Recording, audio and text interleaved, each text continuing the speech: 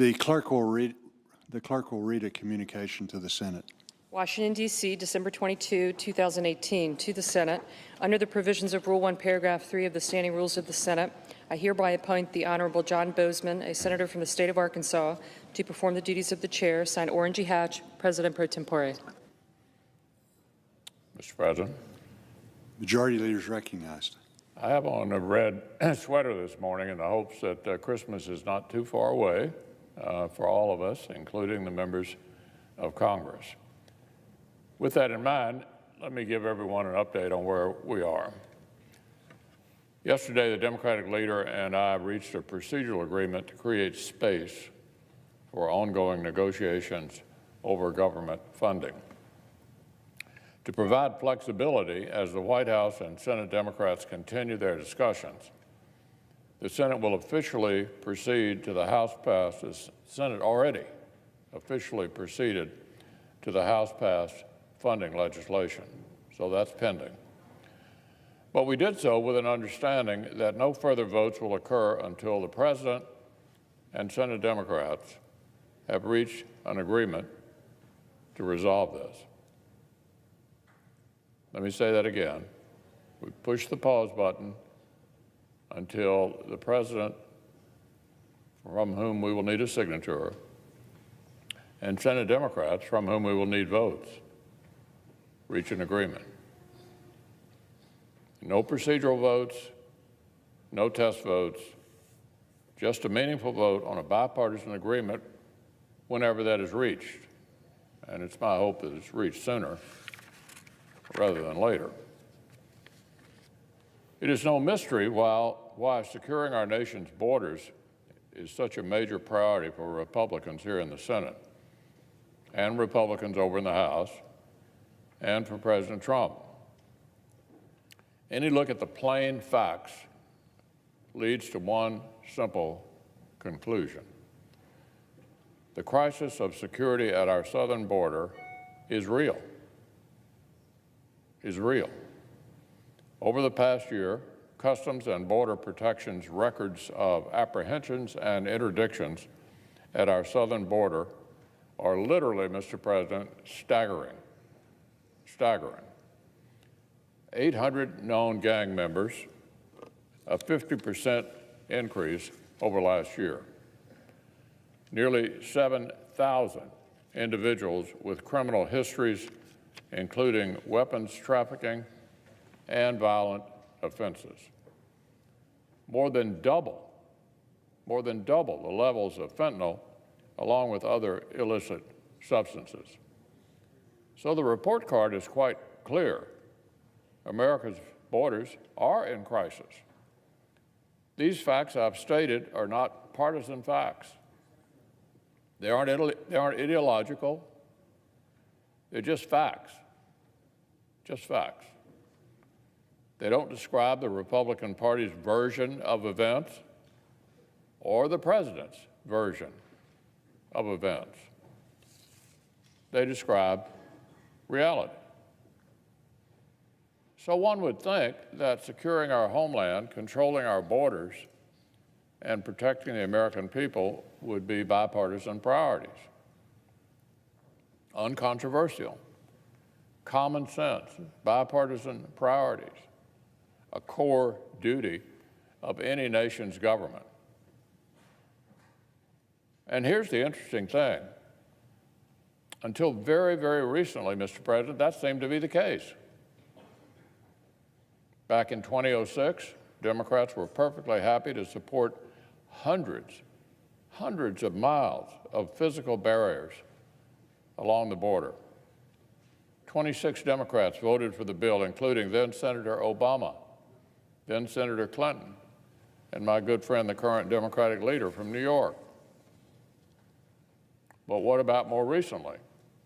Earlier this year, Mr. President, the Democratic leader offered $25 billion for physical barriers in his negotiations with the president. 5 times as much as the White House is reasonably requesting right now. And that was just earlier this year. Republicans in the House and in the Senate believe the House's provision for $5 billion in border funding plus additional disaster funding was completely reasonable. I was glad to vote to advance that legislation yesterday. My colleagues and I are proud to stand with the American people on this subject for the safety of American families and the health and security of our communities.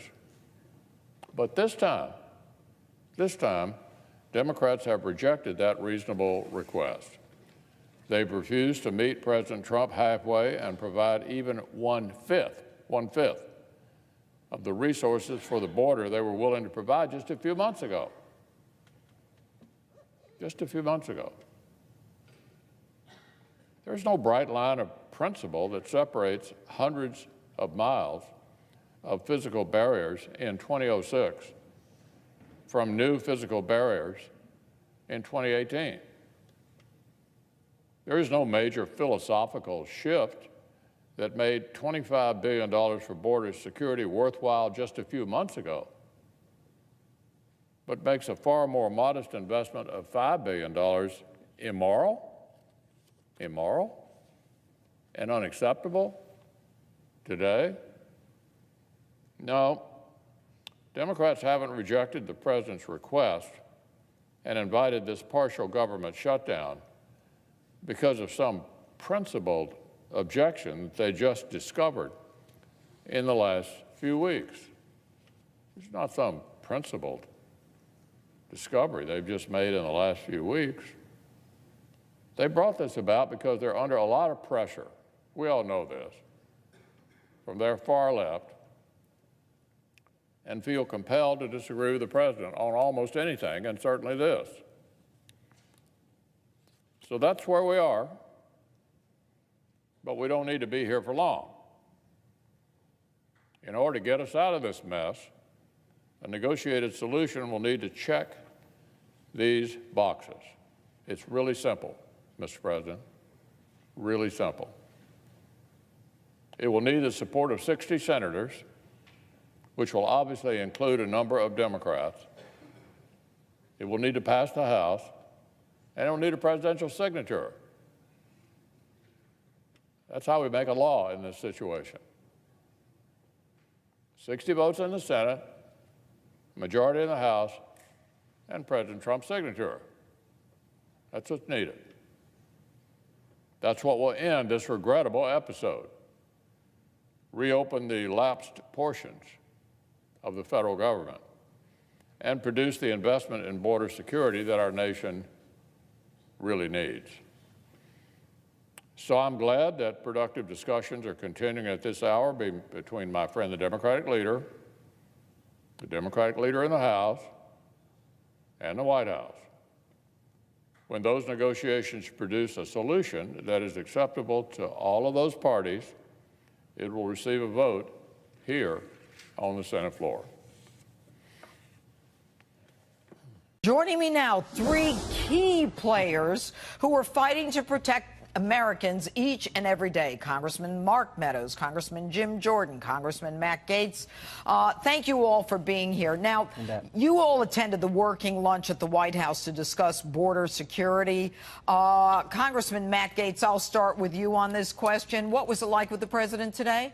I was so proud of our president. The establishment in Washington on both sides of the aisle wanted President Trump to take a bad deal that didn't have any funding for border security, but he was tough. He stood up to them. And, you know, the reason big business wants to have a deal is because they want the cheap labor, but who ends up paying for that is the American worker, the American family that wants the safety that comes with a secure border. And so the president did his job. He pushed back, and now I think the president made very clear to all of us, and he's made clear to the country, that he is not going to take a bad deal from the Democrats. And anything under $2 billion, $1.6 billion, what Schumer was floating, that is a total non-starter. We're going to have real border security, or we're going to have a long shutdown, Judge. Well, you know, Congressman Jim Jordan, you know, the Senate has gone home. Should they have gone home? And let me stop for a minute. I want to congratulate the House for doing what you did and getting this passed. And to all of you, I know you're the movers and shakers. But anyway, Jim, should the Senate have gone home? Well, here's what I know. 1 week ago, Nancy Pelosi sat in the Oval Office and told the President of the United States there weren't the votes in the House. 3 days ago, the United States Senate sent a bill to the House with no funding for the border security wall. 2 days ago, we passed a bill out of the House of Representatives, 217 to 185. Strong win for the president, more importantly, strong win for the country. So I don't know whether they should have went home or not. All I know is the momentum is on our side because the American people want a secure border. They want what the president campaigned on, which is a border security wall to deal with the caravan issues and all the other issues you talked about in your opening statement. All right, and Congressman Mark Meadows, what is it going to take in the Senate? I know you're in the House, but what do you think it's going to take? How much horse trading is going to have to be done to get this passed? Well, you had Senator Lindsey Graham on, and he's been actively involved, but it's not just him. You had Mike Lee. We met with Senator Shelby from Alabama earlier today with the president. What it's really going to take is for the Democrats to quit saying that they're for border security when they don't want any funding for the wall. I mean, you can't be for one and suggest that you're for a secure America when you're wanting zero funding for that. So we're going to have to work hard. I can tell you, should the senators have gone home? The answer is no. You know, they should be right here in Washington, D.C., along with the president, working hard because the American people expect us to get this done. And so, yes, there's been multiple offers by this administration. You talk about being flexible. The president and his team have been fully engaged every hour, making multiple offers. But the answer continues to be the same on Capitol Hill. Well, we got to check with Nancy Pelosi. Since when do senators have to check with Nancy Pelosi? Well, Chuck Schumer's bowing down to Nancy Pelosi now? What's his problem? Well, he is. I mean, when you look at that, you know, she's obviously running and going to get the gavel and going to be a speaker. But when we look at this, what we have to make sure of is that each senator understands what's at stake, and it's the security of our communities. We're talking about drug trafficking, human trafficking, terrorism, all of that. Is there a price that we can put on that? No, $5 billion is the number that we need. We need to continue to work hard. And you know, go ahead, Jim. Judge, I was just going to say, here's the problem. They're more, as Senator Graham said, they're more concerned about stopping the president than they are in helping the country. Everyone knows we need to secure the border. Everyone knows we need a border security wall to stop the gang problems, the drug problems, the human trafficking problems, the whole thing. So if they would stay more focused on doing what's best for the country, something they were all for just a few years ago, instead of going after the president and just trying to stop anything the president's for, the country would be better off. And, you know, Congressman Gates, one of the things that I noticed when I was down at the border, I think last year or the year before, I'm not sure, it was, they called them rape trees, where the coyotes would bring these young girls across and they would have the personal belongings, the undergarments of the girls that they raped on the, you know, in this country. I mean, people, how could the left, the liberals, the people who are supposed to care, not understand how important this wall is? What do they get out of not having a wall?